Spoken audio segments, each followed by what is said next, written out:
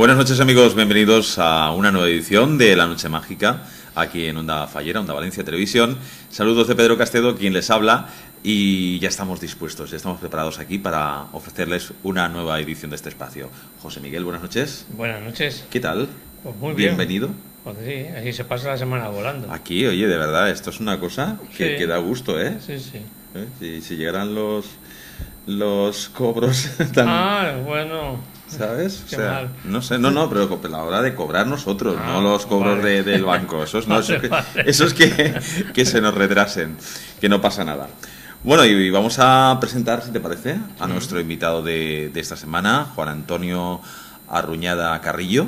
¿Lo he dicho bien? Sí. Muy bien, bienvenido. ¿Qué tal? Muy buenas. Autor del Regreso de la Hechicera y 13 ventanas hacia el otro lado. Sí. Lo dicho, bienvenido, y queremos, como es habitual en el programa, que nos hagas un breve resumen de lo que llevas hasta ahora, de cuál es tu trayectoria, y enseguida ya entramos con lo que es el programa en sí. Bueno, mi trayectoria hasta ahora, pues ya veis, son estas dos novelas que he escrito. La primera está escrita en 2012, claro que la aventura comenzó 3 años antes, tardé unos 3 añitos en jalonar todo lo que son los capítulos y unirlos. La novela arrancó en sí pues desde un simple relato que colgué en un blog, en Blogspot. Empecé a desarrollarlo, un relato. Siempre he tenido la ilusión de escribir algún relatillo de terror y alguna historia, meterme un poco en el tema, y empezó a desarrollarse y a crecer hasta que un buen día dije, bueno, podemos llegar un poco más alto, podemos hacer algo más interesante. Y ahí es donde lo cerré y lo metí en el Word y empecé a desarrollarlo como novela y pues hasta que surgió lo que es la novela en sí. Este relato se titula El segundo inquilino. Es el tercero de los episodios. Uh-huh. Y a partir de ahí surgieron todas las ramificaciones que van desde el presente hasta lo que es el relato, ¿no?, de un auténtico proceso secular, ¿no? Lo que es la Santa Inquisición. Se va a la España del siglo XVI, lo cual ya empecé un poco a investigar y hacer todo un trabajo de investigación, de análisis, tanto religioso como cultural, ¿no?, y demográfico de todo lo que era la España de aquellos tiempos. Muy bien, oye, interesantísimo, ¿eh? Sí, es verdad que lo que has dicho, José Antonio, es del tercer capítulo, El segundo inquilino. Sí. Yo cuando lo leí me dio la sensación de que cuando llegas a ese capítulo como que ahí es donde arranca realmente la novela, ¿no? Sí, a partir de esa experiencia de choque, ¿no? Sí. Nuestro protagonista pues tiene quiere desinhibirse de todo, ¿no? Pasa por un periodo de crisis, cual le he dado mi mismo nombre, ¿no?, para que parezca un poco más realista. La gente me pregunta que oye, ¿esto te pasó realmente a ti? No, que no soy yo, que ha sido para darle un toque más realista al libro, a la novela en sí. Correcto. ¿Y qué te incitó a escribirla? Aparte de lo que ya has comentado, de toda esa información que iba recogiendo y pensaste que podías plasmar, ¿qué te llevó realmente a escribirla? Desde siempre, desde que tengo uso de razón. Y es que dicen que si algún día quieres que tu hijo salga escritor, que te vea leer. Y yo pues recuerdo aquellos días en que vi a mi madre leer novelas, las típicas de Clark Carrados, ¿no?, o de Estefanía, estas novelas que venían de terror, Paroxismo, la serie de Paroxismos del terror, o las del oeste. Y pues siempre eso me despertó un poco el gusanillo, ¿no? Y luego ya posteriori pues empecé a hacer mis propios relatos, apoyado todo con que siempre me ha gustado todo el tema, ¿no? Y he tenido la ocasión de tener amigos que un poco también iban del mismo rollo, ¿no? Nos íbamos de acampada, poníamos programas en la radio, nos inventábamos relatos para pasar un rato de terror, escuchábamos el mítico programa de Radio Nacional de España Sobrenatural de Juan José Plans, y allí un poco me empecé a documentar, ¿no? Era un programa que adaptaban radiofónicamente obras literarias de los grandes, ¿no?, como son Poe, Robert Louis Stevenson, Guy de Maupassant, y allí fue donde un poco descubrir la magia, ¿no? Esa magia que me ha hecho decantarme por este lado de la literatura, ¿no? Que es la fantasía en sí es la esencia de la literatura en sí misma y es lo más... ¿Qué edad tenías? 18, 19 años ya, 18, 19. Siempre grabábamos programas, uno y otro sábado y otro y otro y otro. Y hoy en día pues los he bajado por internet y los tengo todos. Es un programa que es bueno, ¿no? Es constructivo y sirve para documentarse, ¿no? Aunque sea radiofónicamente, pero sí que es bueno. Sí que es bueno. ¿Tú tienes algún momento en que te venga la inspiración de alguna forma especial o te vale algún momento o algún sitio también? En el primer caso no, de la inspiración no sabría cómo describirlo, porque es algo que he sentido siempre he sentido esa presencia, esa feminidad cercana, ¿no? Ese hada madrina, ¿no? Ese hada madrina es un poco la que condujo mi mano en varias zonas del libro, en varias partes del libro condujo mi mano y me inspiró para un poco documentar este caso. Este caso de brujería, ¿no? Tratar sobre la brujería. Y... ¿Algún sitio en especial donde tú...? Lo ambienté en Asturias, mi ciudad natal. Yo soy de Gijón, Pero más bien, bueno... todos los sitios que sean bosques, la nocturnidad sobre todo, sitios donde, no sé, donde se vean paisajes. Sí. Y sobre todo en la noche, cuando ya no existe, no hay nadie, parece que no existe la vida, pero sí que, sin embargo, sí que en ese momento en el que ya la vida empieza, el mundo duerme, es cuando se enciende otro mundo mágico. Otra vida, claro. Esa otra parte de la humanidad que pocos sabemos captarla, y ahí es donde viene parte de mi inspiración. ¿Tú crees que ese personaje, ¿no? ese fantasma, por llamarlo de alguna manera, sí, te iba persiguiendo de alguna manera para que plasmaras esto en este libro? Ese personaje lo podríamos llamar ese cosquilleo, es ese gusanillo de empezar siempre supe que tenía que escribir un libro. Tenía que llegar la hora en que fuera a dar el paso en el mundo de la literatura. ¿Pero sentías como esa presencia de alguna manera estaba ahí para empujarte? ¿O? Sí, esa presencia que puedo ser yo mismo, Sí. Que no quiere decir que ya haya tenido ahí un hada, o tal vez sí, no lo sé. De momento no he podido alcanzar ese estado mediante el cual pueda asegurar lo que... Pero sí que he sentido esa caricia. Exacto, esa caricia sí la he sentido siempre. Y yo creo que muchos la sentimos. Muchos sentimos ahí a ese alma materno, esa presencia que nos de repente en un momento clave de tu vida, en un momento de crisis, te hace saltar un chip que tú nunca creíste que fuera a ser tu caso, ¿no? Es como algo que está dormido, pero que sí, y de repente ahí lo tenéis, ahí lo tengo. Yo no me lo creía. Si me dicen hace 7 años, Juan Antonio, vas a escribir una trilogía, estas son las 2 primeras partes de mi trilogía, la otra ya está en marcha, yo no me había reído de mí mismo. No me lo creería. Me pasa lo mismo con los míos, pero bueno.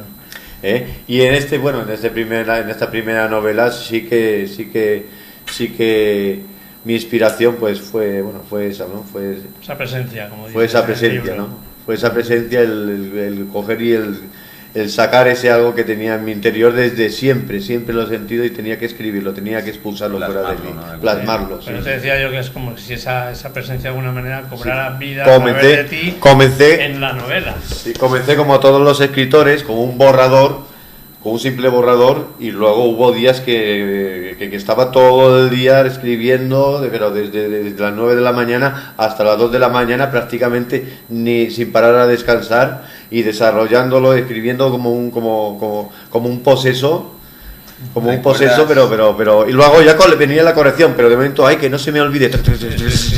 ¿Recuerdas ese primer momento? ¿Cómo fue? O sea, ese segundo en que te pones en marcha.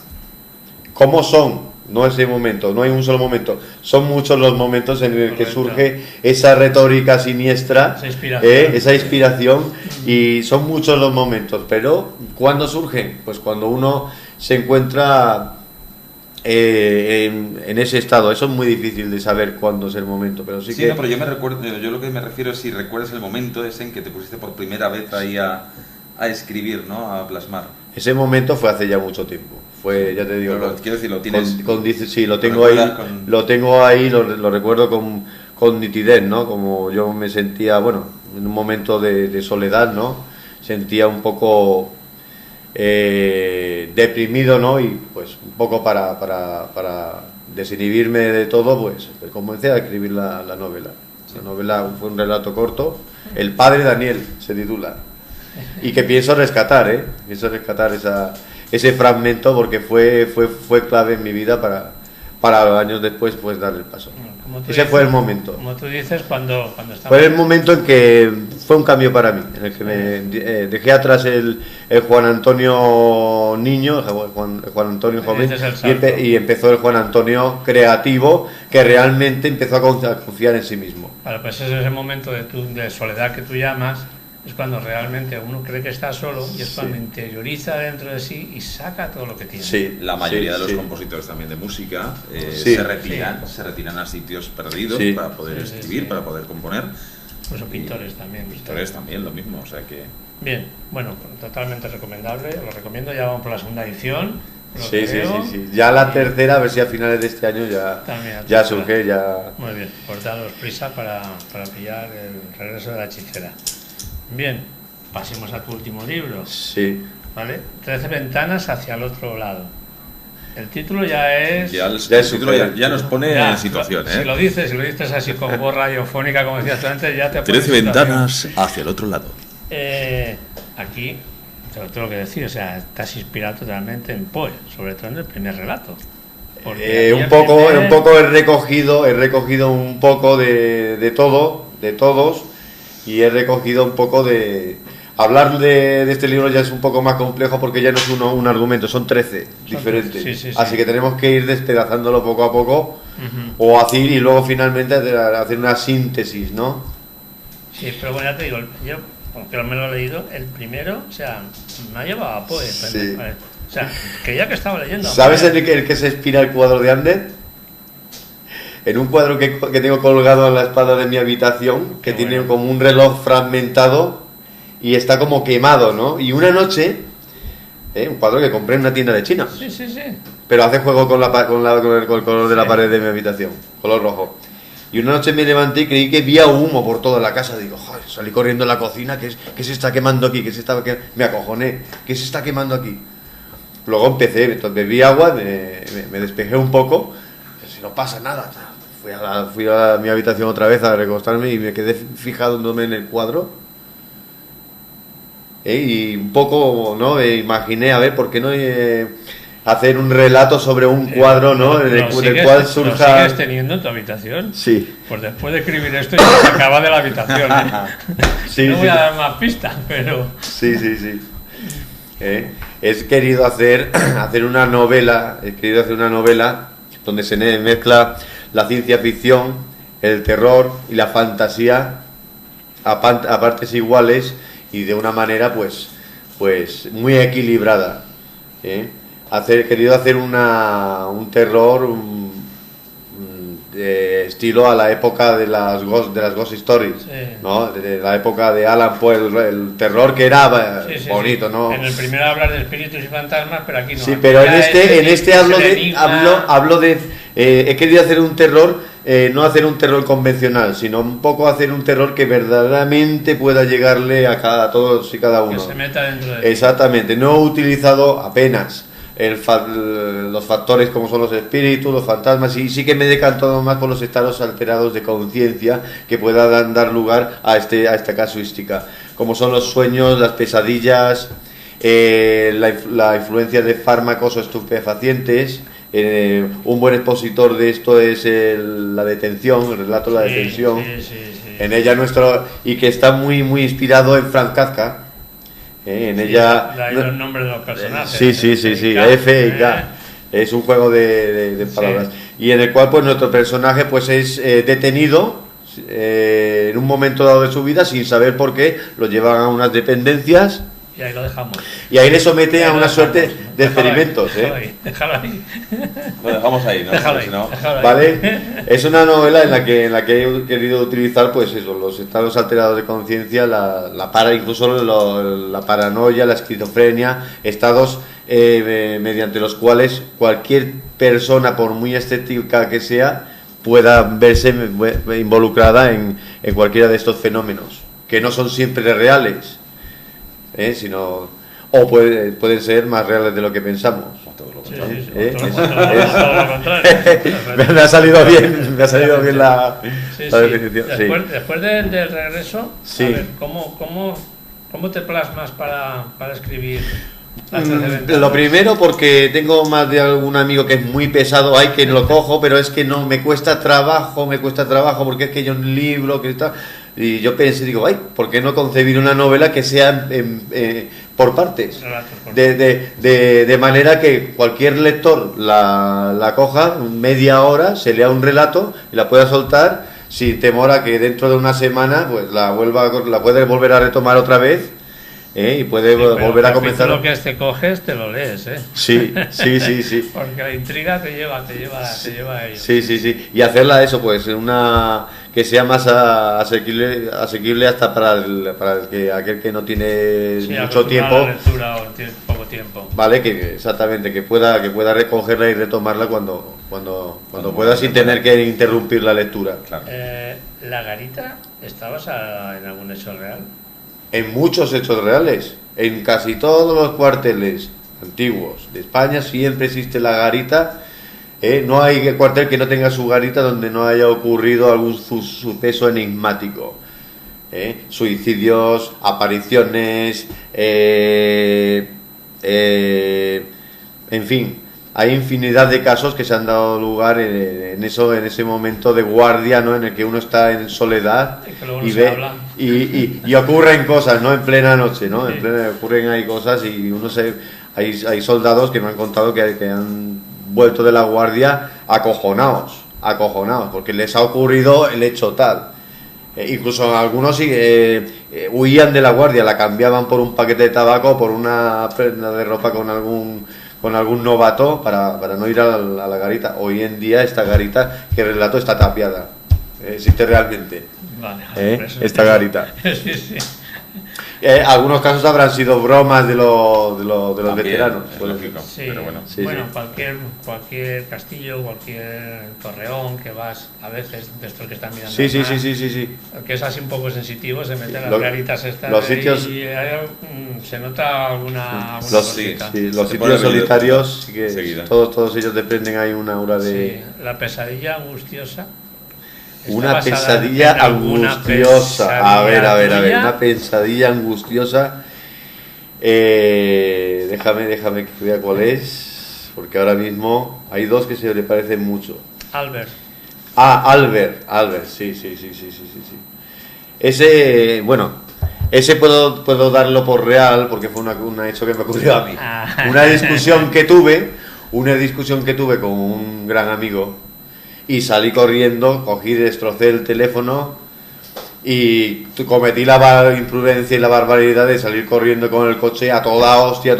La banda divisoria de discontinua se volvió continua y en una recta dije, hey, tío, para. Fue un momento de ira, ¿no? Y ahí ya de ira. Y ahí es donde surgió este relato. Una pesadilla angustiosa. Pues lo vamos a dejar aquí un momentito, porque nos tenemos que ir a publicidad. Ustedes no se marchen. Continuamos enseguida con La Noche Mágica, aquí en Onda Valencia Televisión.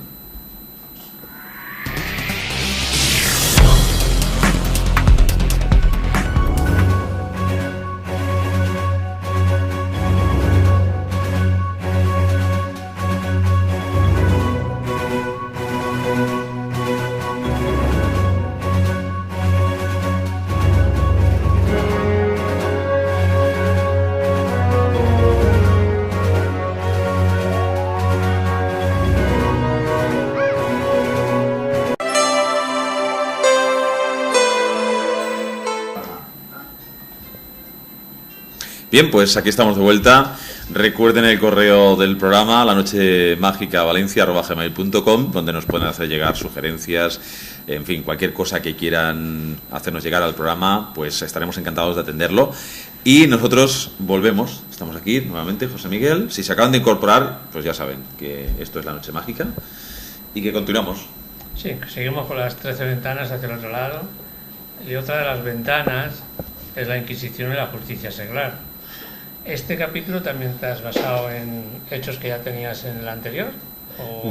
No tiene nada que ver, no tiene nada que ver. Es un relato que empieza pues en un momento en el medievo, ¿no? Sí.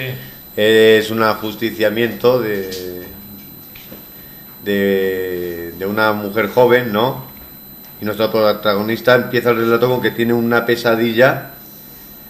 Es un guardajurado que está trabajando pues en una sala donde se exponen aparatos de tortura, y empieza a tener una serie de pesadillas que le llevan a ese momento en el que van a ejecutar a esa mujer, ¿no? A esa mujer en la terrible Dama de Hierro. ¿Sabéis lo que es la Dama de Hierro?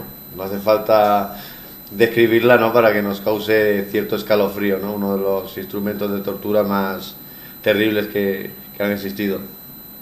Y él se despierta y empieza a escuchar cosas, ¿no? Empieza a tener unas sensaciones extrañas, que le llevan pues un poco a ese momento en el que bueno, se encuentra con ese de sopetón, con ese otro plano, con esa situación, con ese alma, ¿no?, que parece haber estado desde aquel entonces encerrada dentro de ese artilugio, y de alguna manera quería salir de allí, quería escapar a través de él. Lo que me voy dando cuenta también es que conforme vas abriendo cada una de las ventanas, por así decirlo, cada ventana es más densa que la anterior. Sí, va de menos a más, va subiendo en intensidad, ¿no? Sí. Esta es la Inquisición de la 11, ¿vale? Y ya cuando crees que estás ahí, ya que parece que no te va a contar nada más, entonces te metes en la 12. Y te sorprende. Sí, porque además el título es ¿tienes algo que contarme? Ese es uno de los más maravillosos tramos de mi experiencia con la literatura. Ese relato es de los que más me gustan de la novela. De hecho, me recuerda mucho a ti. Porque es ese investigador que tiene un don y va a casas encantadas pues para poder.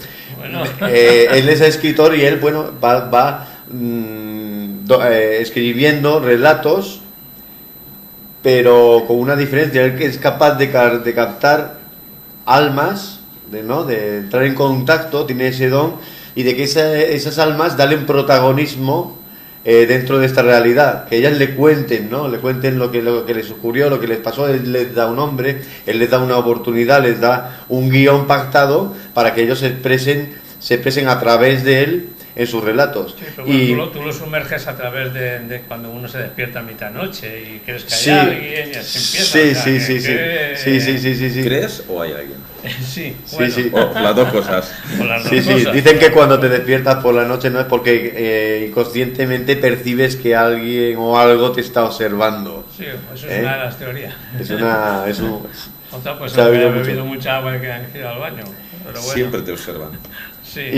Y este personaje pues va escribiendo relatos hasta que en un momento dado tropieza con un ente que es una niña pequeña que es mucho más fuerte que los anteriores.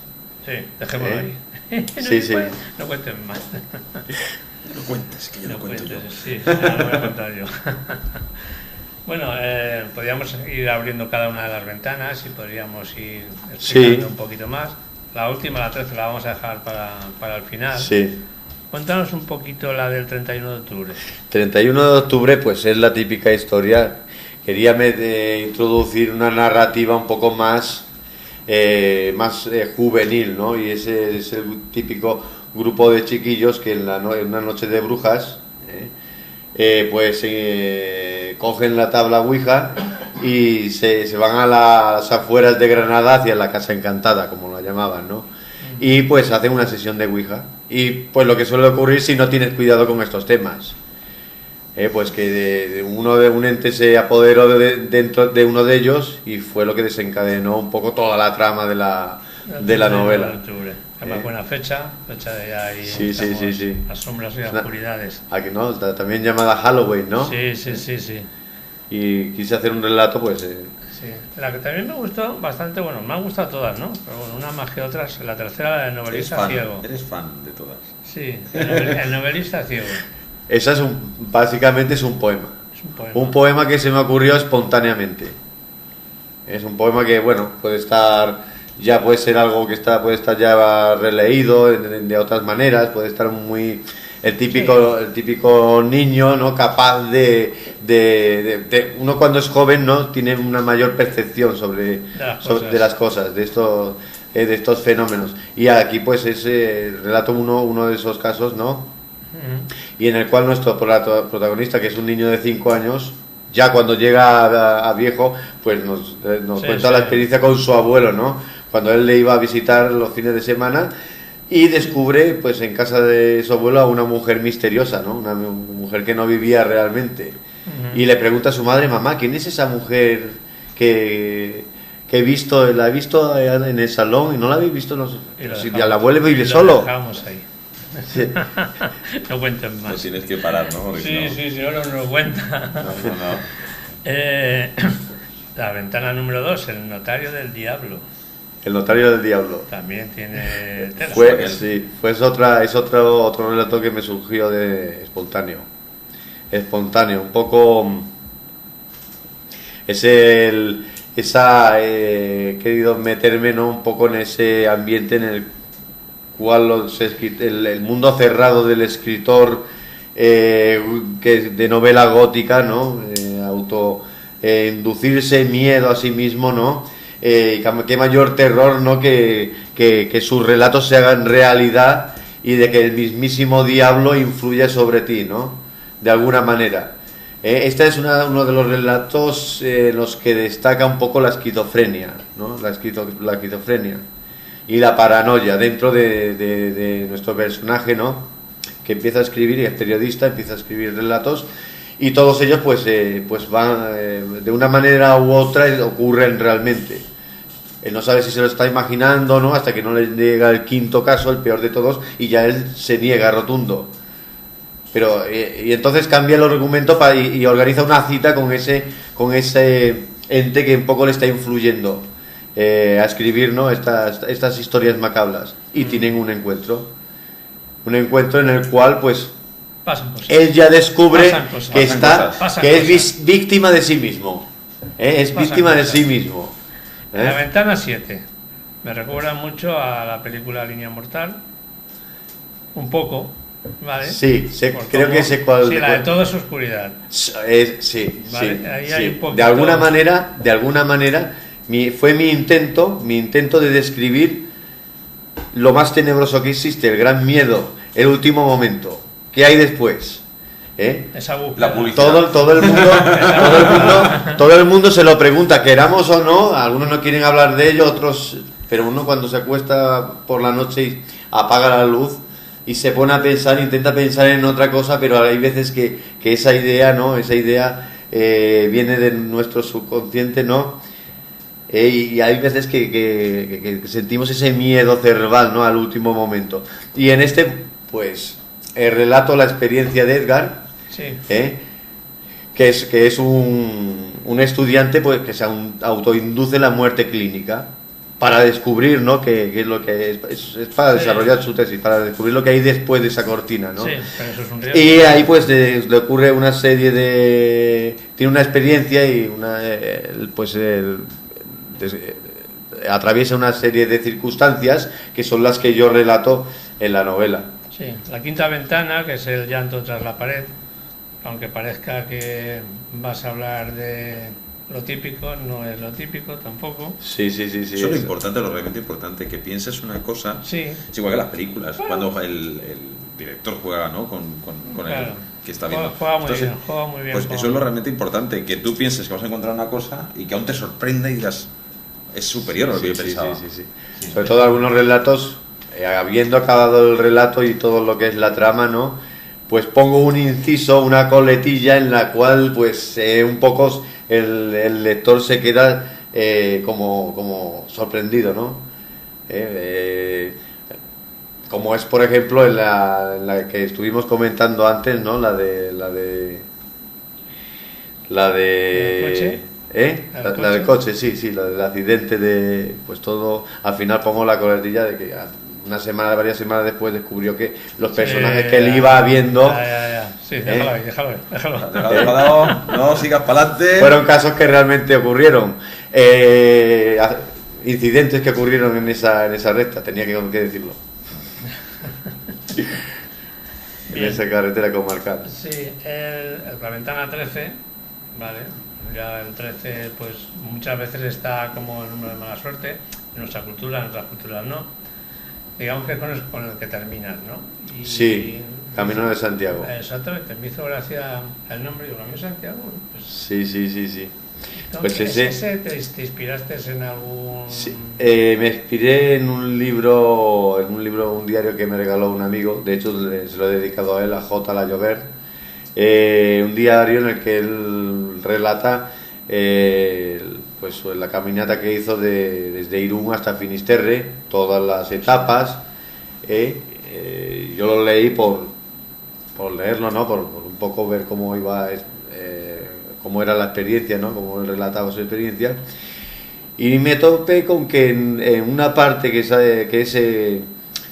cuando él sale de Asturias y va a entrar en Galicia, él en una posada es recibido por una mujer anciana que le habla como en plural, ¿no? Y él, claro, él mira a ambos lados, estoy solo, así que disculpen, y era el dialecto, ¿no? La forma de hablar de allí, de la gente.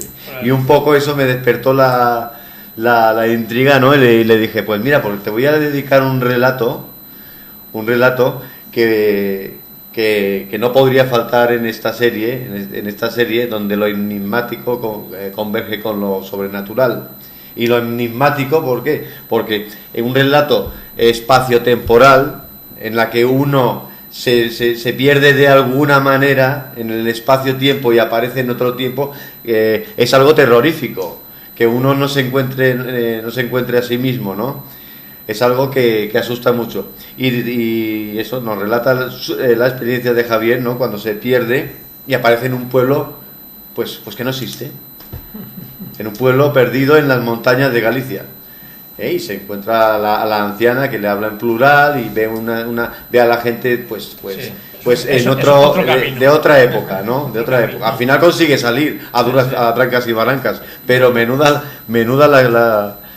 la trama que le ocurre dentro de este pueblo. Muy bien. Bueno, pues la escritura de todo esto, que es lo que a mí me gusta siempre preguntarlo, ¿no? Igual que a los que vienen, que son terapeutas y demás, ¿no? ¿Qué es lo que te ha aportado a ti? Bueno, aparte de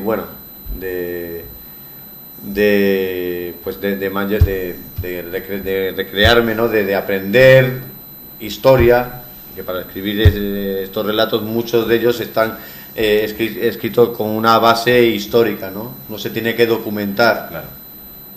Uno aparte de eso aprende también psicología. Uno también tiene que documentarse sobre los estados anímicos de las personas que puedan llevarles pues un poco a acercarles a esta casuística. Otro pues que he sacado en claro pues un poco que me ha hecho cambiar como persona. Exacto, es a lo que yo iba. Me ha cambiado y me ha hecho pues mucho más sensitivo, ¿no? A la hora de tratar de tratar con otras personas, ¿no? Y bueno, me he entretenido. Me he entretenido, es lo realmente importante. Y luego, después también la satisfacción de que te llaman y te felicitan. Oye, Juan Antonio, este relato me ha puesto los pelos de punta porque me trae un recuerdo de una situación que viví, que me ocurrió, y así, etcétera, etcétera. Es una pasada, pues. ¿Qué aporta? Todo. Desde el aprendizaje que haces a nivel de psicología, histórico, cultural, te nutres porque, como tú bien dices, investigas. Entonces, todo eso Sí, te sí, hace sí, te sí, hace sí, sí. crecer. Para Te hace escribir, crecer. primero hay que leer, luego hay que leer y hay que aprender, hay que documentarse, hay que, pues, ir y hacer, cuentos, pues, con una base, ¿no? Y que a su vez transmitan una magia, ¿no? Al lector. Bien, pues nosotros vamos un momentito a publicidad, nos vamos a ir unos minutitos, no se marchen porque volvemos ya con la tercera y última parte del programa, pero no menos interesante, ¿eh? Así que, nada, volvemos enseguida aquí a Onda Valencia, Onda Fallera, con La Noche Mágica.